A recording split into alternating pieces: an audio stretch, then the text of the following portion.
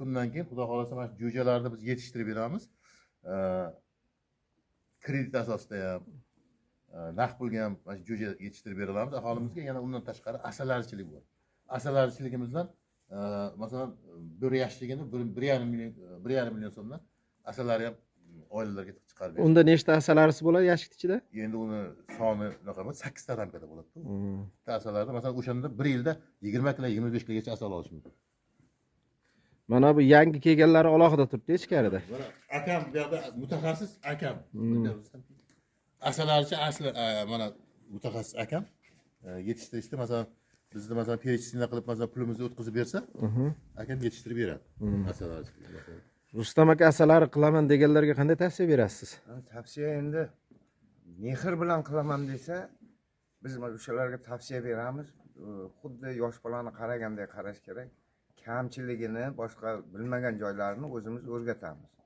O'rgatib shu daromad qiladigan qilib beramizda, daromad oladigan qilib. Rustam akamiz mana mahallamiz markazida o'zini savdo do'koni bor. Xalqimizni mana shu yerda 6000 aholini asal bilan 100% ta'minlaysa. Yana bir narsa o'sha oladigan asalarini masalan tuyoqishni ham asalarini ham mana shu yerga kelib uyimizda xohlasin 5 kun 3 kun yashab turib shularni o'rganib asalarchilikni ham o'rganib ketsa bo'ladi. O'rgatamiz bu narsani. Rahmat. Ukamiz masalan o'sha yetishtirgan asalimizni Amerikadan tortib Hindistongacha eksport qilib jo'natdi. Yashang. Dastavka qilib, dastavkasi ham bor-da. Dastavka. Endi albatta bu hali norasmiy-ku, lekin endi bundan kelajakda mana shu rasmiy qilib, xudo xolasa, mana shu eksport qilmoqchiman.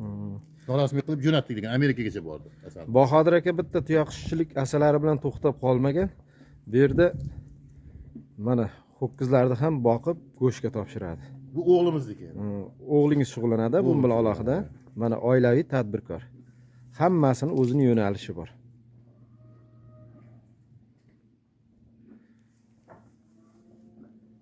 Mana o'ynayapti o'tirib. Videoga olayotganimizni bildi-da.